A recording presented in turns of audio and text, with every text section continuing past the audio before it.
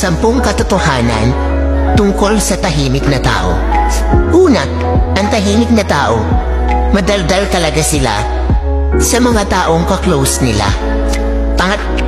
Sila ay may 1 o 2 kaibigan lamang, yung totoong kaibigan.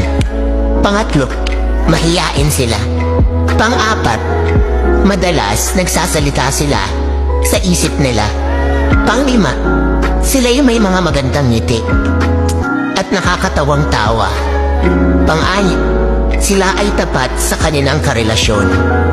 Pang-7, sila ay mapagmatsyag sa lahat ng sitwasyon. Pang-8, tahimik sila pero iba humagalit. Kaya wag mong gagalitin.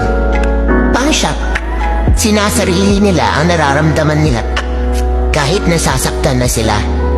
Pang-10, pag sila nakilala mo ng lubusan at maging komportable sila sa'yo, doon nila ipapakita ang totoong sila.